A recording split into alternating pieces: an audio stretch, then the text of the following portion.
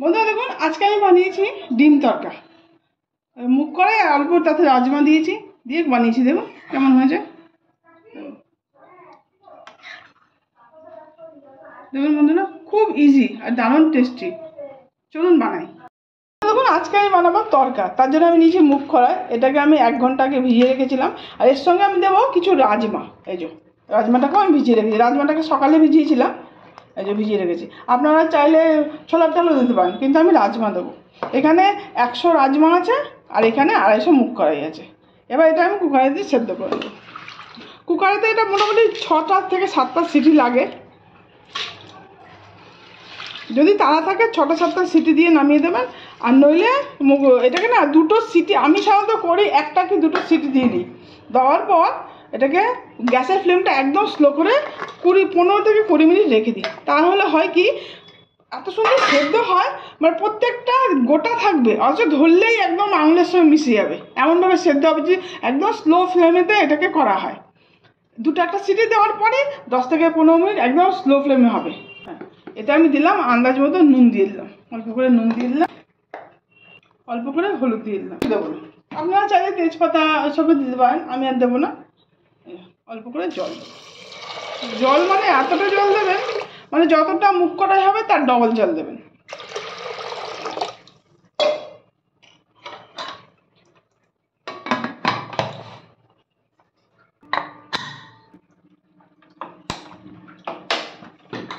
এবার এটাকে আমি 1টা সিটি দেবো। 1টা সিটির পর গ্যাসের ফ্লেমটা স্লো করে 15 থেকে 20 মিনিট এটাকে স্লো ফ্লেমে সিদ্ধ করবো।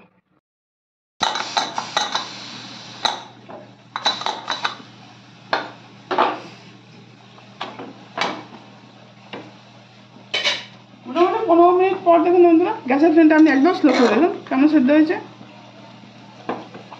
সেদ্ধ হয়ে গেছে হচ্ছে গোটা গোটা সব। হ্যাঁ, একদম একদম বলে রাজমাগুলো দেখুন কেমন হয়ে গেছে। এগুলো সব গোটা হয়েছে, কিন্তু মুগ কড়াইগুলো দেখুন একদম ভাঙেনি, কিন্তু এত নরম হয়ে গেছে দেখুন একদম।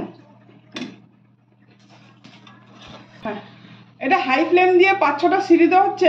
একটা সিটি দিয়ে 10-15 মিনিট গ্যাস কমিয়ে বসিয়ে রাখাটা ভালো, তাহলে সুন্দর সেদ্ধ হবে।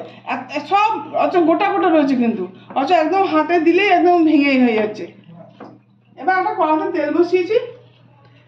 তেলেতে আমি তেজপাতা ফাতা কিছুই দেবো না, শুধু পেঁয়াজ দেবো। দেবো শুধু পেঁয়াজ। পেঁয়াজটাকে আমি হালকা করে একটু ভেজে নেবো। পেঁয়াজটা ভাজা হয়ে গেছে, এতে আমি একটা বড় মাপের টমেটো ছোটো করে কেটে দিয়ে দেবো।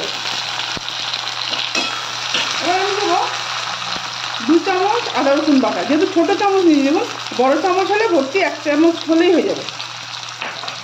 এবার এটাকে আমি একটু ভেজে নেব।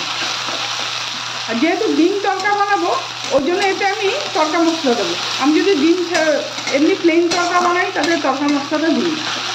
শুধু আদা রসুন পেঁয়াজ ধনেপাতা, মেইন যেটা দিতে হবে সেটা হলো কসুরি মেথি। এটা দিতেই হবে, নইলে তরকার যেটা ফ্লেভার হয় সেটা আসে না। আদা রসুনটা একটু ভাজা হয়ে গেলে অল্প করে দেবো লঙ্কা গুঁড়ো, অল্প করে দেবো। ঝাল আপনারা যেমন খাবেন সেরকম দেবো। 3-4টে কাঁচা লঙ্কা। হলুদ তো দেওয়াই ছিল, অল্প করে হলুদও দিয়ে দেবো।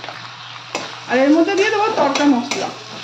5 টাকার একটা তড়কা মশলার প্যাকেট কিনেছি, 5 টাকাওয়ালা, 5 টাকা। এতে লঙ্কা টঙ্কা সব থাকে, ঝালটা আপনারা বুঝে দেবেন।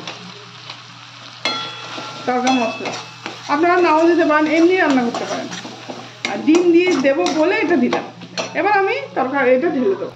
সেদ্ধ করা মুগ কড়াই রাজমা এটাকে সব ঢেলে দেবো।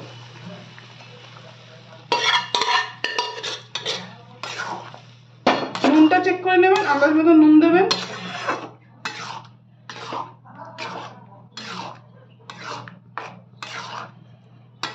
পাঁচ মিনিট শুধু এই মশলাটার মধ্যে দেখুন তরকারিটা এরকম থাকবে। এই পর্যায়ে 5 মিনিট ফোটা হয়ে গেল। এবার আমি 2টো ডিম নিয়েছি, ডিমটাকে দেবো। আপনারা যদি চান ডিমটাকে আগে ভালো করে ঝুড়ি ঝুড়ির মতো ভাজা, ঝুড়ি ভাজা যেটা করে সেটাকেও বানিয়ে নিতে পারেন, কিন্তু আমি সেটা করিনি। আমি এই কাঁচা ডিমটাই দেবো। এই যে 2টো ডিম আমি ভেঙে নিলাম, কেন অনেক সময় ডিমটা খারাপও পড়ে, ওই জন্য। এবার আস্তে আস্তে করে এটা নাড়তে থাকবো। গ্যাসের ফ্লেমটা হাই দিয়ে রেখেছি কিন্তু। এবার আস্তে আস্তে এটাকে নেড়ে নেব।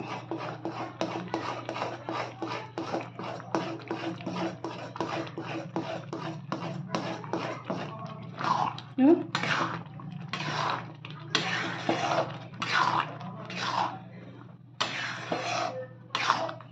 এই পর্যায়ে আমি দেবো ধন্যবাদ।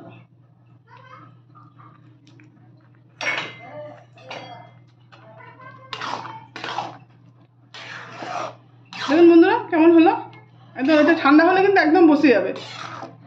সবচেয়ে জরুরি জিনিস সেটা হলো এই কসুরি মেথি, একটু কসুরি মেথি দিতে হবে, নাহলে তরকার যে ফ্লেভার হয় সেটা বেরোবে না। হয়ে গেল আমার ডিম তরকা। ডিমটাকে আমি আলাদা করে কিন্তু ভাজলাম না, এর মধ্যে দিয়ে দিলাম। বন্ধুরা আপনাদের যদি আমার ভিডিওটা ভালো লাগে তাহলে লাইক করবেন, সাবস্ক্রাইব করবেন, কমেন্ট করবেন আর শেয়ার করবেন। হয়ে গেল আমার ডিম তরকা, খুব সিম্পল আর ইজি, আর খেতে ভালোও হয়। আমরা তো বাইরে থেকে কিনেই খাই, কখনো তো এরকম ঘরেই বানাতে পারি আমরা। হয়ে গেল, ওপর থেকে আমি আরেকটু ধনেপাতা দিয়ে দিলাম। হয়ে গেল আমার ডিম তরকা, খুব ইজি আর তাড়াতাড়ি হয়ে গেল, আর খেতেও দারুণ। গ্যাসের ফ্লেমটা আমি দিলাম বন্ধ করে। বন্ধুরা এইভাবে একদিন আপনারা বানান, খান, যদি ভালো লাগে আমাকে কমেন্ট করে জানাবেন।